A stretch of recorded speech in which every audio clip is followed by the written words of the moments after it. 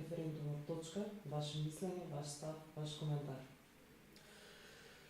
Па добро, после првиот референдум за независна Македонија е веројатно најзначајното изјаснување, плебисцитарно изјаснување, значи непосредно изјаснување на граѓаните на оваа земја за иднината. И мислам дека тоа ќе биде, иако не крај, ќе биде круна на процесот на склонување на Македонија кон западната политичка хемисфера и кон организациите Европската унија и НАТО. Очекувам лично дека граѓаните во многу голем број ќе се изјаснат за, при тоа свесни за тежината на својата одлука, значењето на својата одлука, ако сакате дури и за жртвата што Македонија ја принесува, нели, обезбедувајќи својата иднина во овие две престижни организации. Таа жртва не е мала и направивме компромис за нашето име со Република Грција. Единствениот можен начин да се реши спорот кој трае трета деценија беше компромисно решение. Компромисното решение, како што сите знаеме, ерго омнес. Тоа не беше лесна одлука. Предпоставам дека политичкиот врв не е пресекен со таквата одлука, но очигледно било единственото можно решение после толку долготрени промишувања и сега граѓаните со својот глас треба да го оверат на некој начин тоа решение, да го поддржат во значаен обем, во оној обем да легислативното тело, парламентот, двотретинското мнозинство на парламентот го продолжи процесот на имплементација на тој договор во уставот и во регулативата. Ја мислам дека тој процес незаприливо ќе продолжи, бидејќи не е ова решавање само на македонското прашање, туку е еден, како да кажам, екзекуција на еден поширок план, а тоа е пацификација на целиот регион, Западен Балкан. Видовме дека овој караван на моќни политичари, инфлуенсери во политиката и така натаму се пресели од Македонија во Србија, каде што се става акцентот, и на сите ни јасно дека станува збор за, како се вика тоа, голем генералка, или србите викат велико спремање, нели, значи генерално се средува регионот и тоа мора да се заврши, затоа што доволно беа 3 и повеќе децении немири, војни, нестабилност во регионот и ние за среќа сме дел од тој план. За да дојдеме до тоа генерално очистење, како што рековте, и средување на регионот, Македонија зависи токму од, на некој начин тој процес зависи од референдумот. Вие рековте дека вашите очекувања се дека граѓаните ќе излезат позитивно, ќе се изјаснат на референдумот во голем број, односно ќе гласаат за. Меѓутоа, дали зависи референдумот само од и успешноста на референдумот само од гласот за? Па, искрено кажано, еве, при крај сме на кампањата, таа ќе заврши за пар дена. Јас очекував, и не се исполни моето очекување до крај, кампањата од сите страни, од сите инволвирани страни, значи од парламентот, од невладиниот сектор и најмногу од партијата на власт, да биде помалку конфликтна, а повеќе инклузивна на некој начин. Иако се разбира не е лесно да се најде партнер од другата страна во опозицијската партија во ВМРО ДПМНЕ, партија која е грогирана поради сето што се случува во тој камп, поради губењето на власта, поради соочувањето со лицето на правдата и така натаму, поради желбата за брза одмазда, за брзо доаѓање на власт. Се тоа природни процеси во партија која тоа губи, но и покрај тоа очекував барем еден корпус на луѓе, на група, голема група на луѓе кои се во нелудница, кои не им е лесно да ја прифатат оваа промена. Никому не ми е лесно, мене не ми е лесно да мислам да ја прифатам таа промена, да им се пристапи со една пообјаснувачка кампања. Сега во финишот видов, да речем, и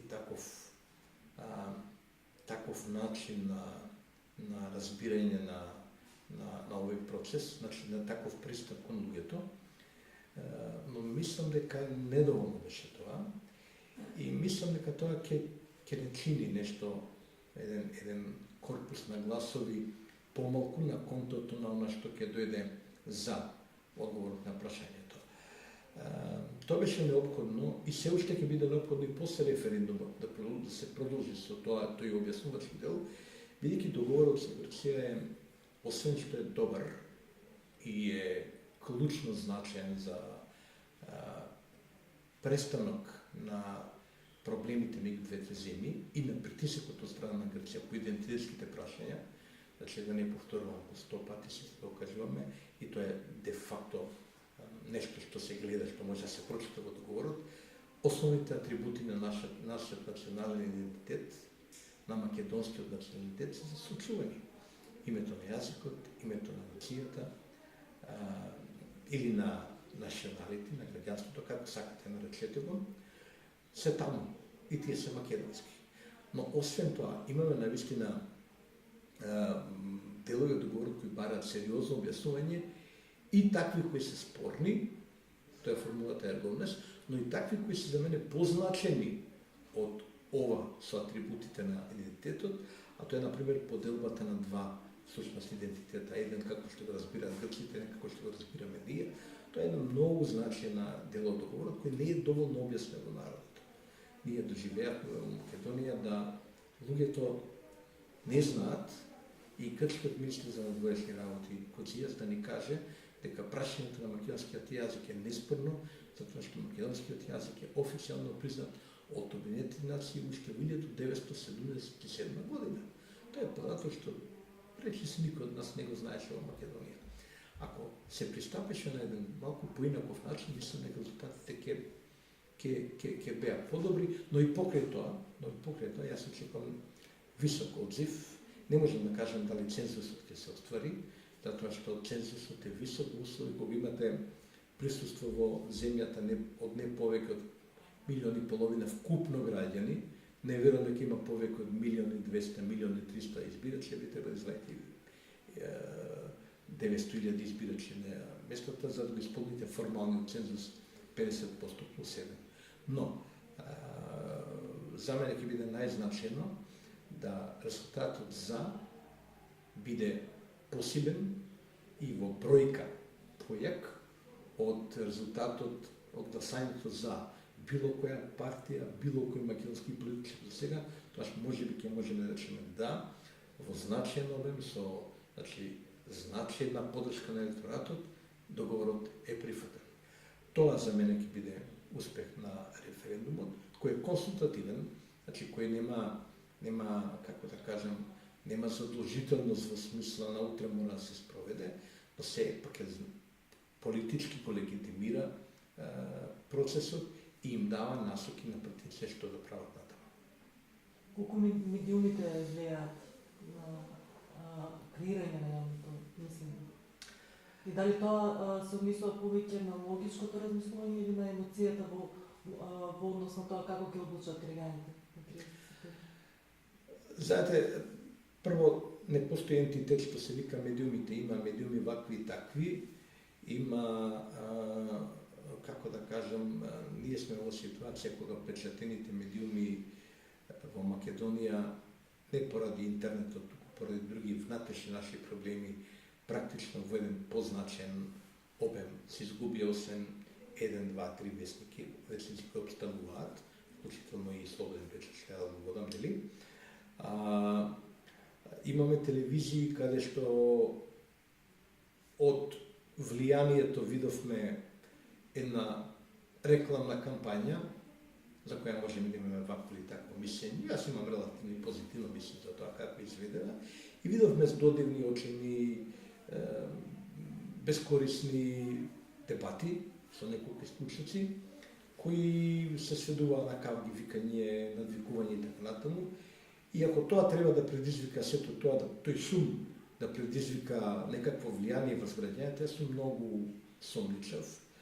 И видовме, се разбира, еден голем обид, по мене прилично јалов обид, сета работа, најголемиот дел од работа се заврши преку социјалните мрежи, преку еден многу шумен канал кај што има сечко вели, еден анархичен комуникацијски канал, кој мора да биде таков анархичен, таква му е природата на тој канал.